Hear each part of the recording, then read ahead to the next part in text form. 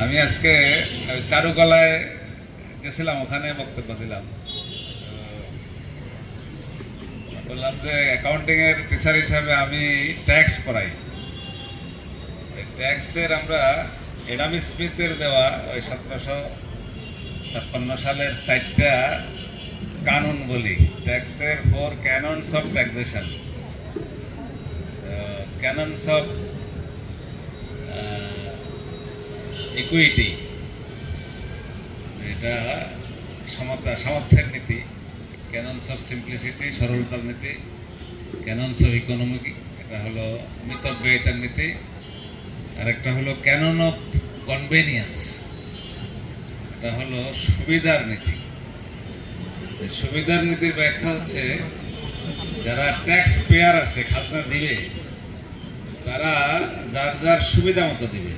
এখন মনে করো ফসল লাগাবে, এই সময় যদি জমিদার বা রাজা বা রাষ্ট্রের পক্ষ থেকে খাজনা চাওয়া হয়, ট্যাক্স চাওয়া হয়, তাহলে ফসল লাগাইতে গিয়ে সে তো তখন অনেক খরচ করতেছে, ওই সময় সে কিভাবে খাজনা দেবে?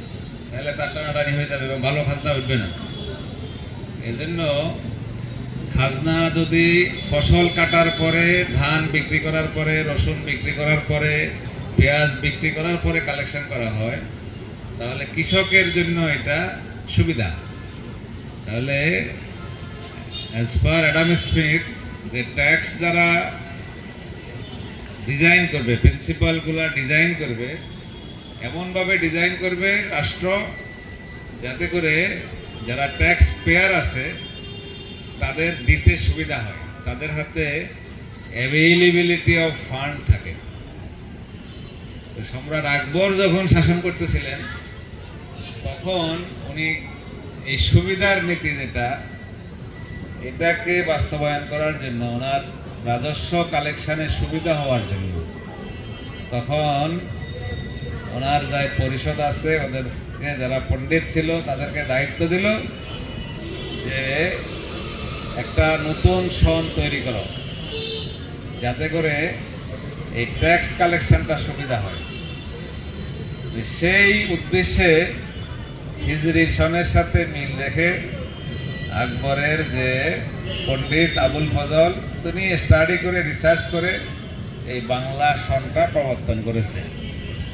এই বিষয়ে অন্যান্য কন্ট্রোভার্সি থাকলে এটা একটা শক্তিশালী মত, এবং এটা আমাদের ট্যাক্সের ক্যানন অফ কনভেনিয়েন্স, সুবিধার নীতির উপর প্রতিষ্ঠিত। আমাদের অ্যাকাউন্টিং এর ছাত্র 80 করে এসে গেছে, অতএব আর অসুবিধা নেই। শ্রোতার ভিতরে শক্তিশালী শ্রোতা এসে গেছে। আমি অ্যাকাউন্টিং নিয়ে একটা মোটামুটি বক্তব্য দিচ্ছি, তাহলে অন্যেরা যে যাই বলুক, আমরা বলি যে এটা এই ট্যাক্স কালেকশনের সাথেই কিন্তু বাংলা সনের আবির্ভাবের একটা খুব কোরিলেশন আছে। আমরা এটার উপরই প্রতিষ্ঠিত, এবং বিগত সময়গুলোতে যে যারা এগুলা বলতেছে, এই বিষয়গুলাকে কোনো একটা গোষ্ঠী নিজেদের ভিতরে নিয়ে, এটার ঠিকাদারি এককভাবে নিয়ে, এটাকে অনেক রকমের বিকৃত বিষয়াদি দেশে এস্টাবলিশ করার চেষ্টা করা হয়েছে। তো আলহামদুলিল্লাহ 5ই আগস্টের বিপ্লবের পরে সেই সকল কিছুর অবসান হওয়াতে আজকে আমরা এই নতুন বক্তব্যগুলো উপস্থাপনের সুযোগ পাচ্ছি। আজকে মনে হচ্ছে যে এখনো হয়তো এরা যেটা বললো যে হয়তো এই যেগুলা বড় বড় মিছিল টিছিল, ওইটাই মনে হচ্ছে শক্তিশালী। এখান থেকে অল্প কিছু মানুষ এখানে লিচু গাছের তলায় বসছে, এমন একদিন আসবে এটাই শক্তিশালী হবে। চর্চা শুরু হয়েছে, এটা খুব ভালো দিক। এই জন্য যেসব ছেলেপেলেগুলা এটা আয়োজন করলো, আমি তাদেরকে ধন্যবাদ জানাই যে স্রোতের বিপরীতে একটা এই ধরনের কথাবার্তার একটা ছোট্ট পরিসর তারা তৈরি করলো। তো এই ছোট্ট পরিসরের কথাই একদিন অনেক বড় বক্তব্য হয়ে দেখা দিবে। এখানে একটা গরু আছে এই ব্যানারে, গরু খাওয়ার আকর্ষণ কেমন?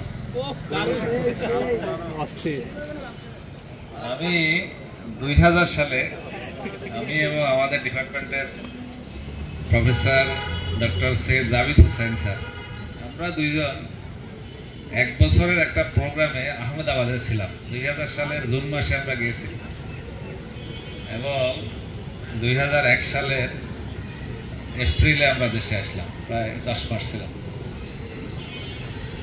এখন এটা হলো Indian institute of management Ahmedabad, IIM Ahmedabad নামে পরিচিত।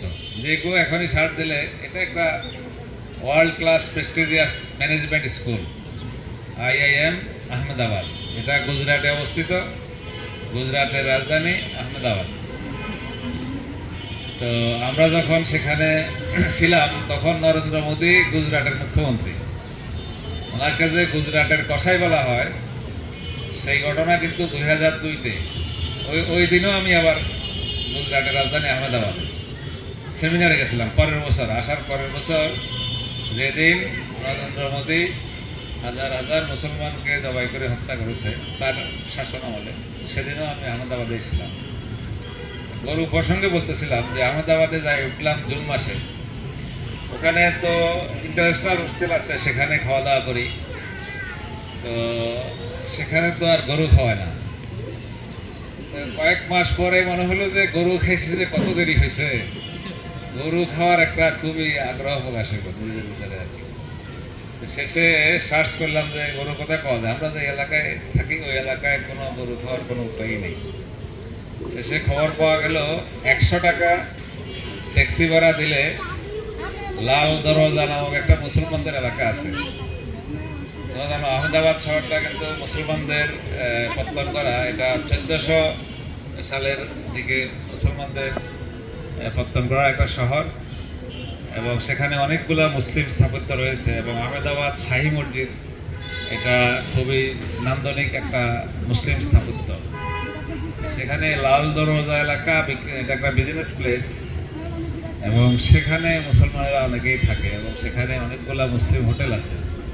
আমি এবং জাভেদ স্যার এই 100 টাকা ট্যাক্সি ভাড়া দিয়ে লাল দরজা এলাকায় গেলাম এবং প্রায় 3 মাস পরে গরুর নানান আইটেম, আমাদের দেশে তো গরুর আইটেম কম, এখানে ইভেন যারা কলকাতা গেছে মুসলমানদের হোটেলগুলো দেখেছে সেখানেও গরুর অনেক ধরনের আইটেম করা হয়।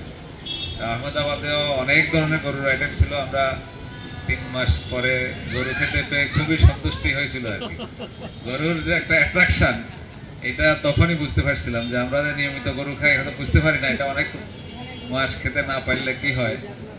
ছেলেরা প্রতীকী হোক বা যেভাবে হোক, এই গরুর ছবিটা দেখে আহমেদাবাদের সেই 2000 সালের স্মৃতিটা মনে পড়লো আর কি। যাই হোক, গরু আজকে প্র্যাকটিক্যালি খাওয়ানো হবে কিনা আমি সেটাও জানি না। আমি রোজা রাখছি, এই জন্য আমার খেতে ফেলার কোনো সম্ভাবনা নাই। তারপরেও গরু আয়োজনের শুভকামনা রইল। আমি আসলাম, ভালো লাগছে। আমি তো খুঁজতেছিলাম, আমাকে বলছিল এটা কোথায় হবে। আমি ঢুকে যাচ্ছিলাম বাসায়, পরে মনে হলো, পরে গেলাম একবার সবার বাংলাদেশের সামনে, ওখানে কিনা। তারপর আবার ঘুরে এসে দেখলো যে এখানে কিছু লোকজন আছে, এসে একটু তোমাদের সাথে সময় কাটালাম, ভালো লাগলো। এই যে স্রোতের বিপরীতে যে কালচার, সেটাকে হয়তো অল্প সংখ্যকই ধারণ করে, কিন্তু এটাই ইনশাল্লাহ একসময় অনেক বড় শক্তিশালী হবে এই প্রত্যাশা রইল। এবং আমার বিশ্বাস এবং আমি অনুরোধ যে স্রোতের বিপরীতে যেগুলোর পিছনে শক্তিশালী লজিক আছে সেই সব বিষয় তোমরা আয়োজন করবে এবং যত ছোট্টই হোক না কেন এগুলাকে আমরা প্যাট্রোনাইজ করবো এবং এগুলোর সাথে থাকবো, উৎসাহিত করব এবং ছোট আরো 10-12 শ্রোতা হলেও এসে আমরা বক্তব্য দিয়ে যেতে কোনো আপত্তি নেই আর কি। আমি আসবো ইনশাল্লাহ।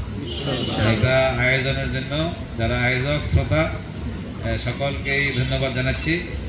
আসসালামু আলাইকুম ওয়া রাহমাতুল্লাহি ওয়া বারাকাতুহু। আমি একটু যাচ্ছি কারণ 3টায় একটা নিয়োগ বোর্ড আছে এখানে। নিয়োগ বোর্ড বলতে এটা প্রমোশন বোর্ড আর কি। নিয়োগ বোর্ড বললে আপনারা কি করবেন, নিয়োগ দিচ্ছেন, তাহলে জাস্ট আমাদের এমপ্লয়ি যারা আছে তাদের একটা প্রমোশন বোর্ড আছে, সেটা আজকে বন্ধের দিনেও আমাদেরকে করতে হবে। সেখানে এখন চলে যাব বাসায় গিয়ে। তো তোমরা তোমাদের যেভাবে চালাচ্ছিলে ওইভাবে চালাও আর কি। জি, আল্লাহ হাফেজ।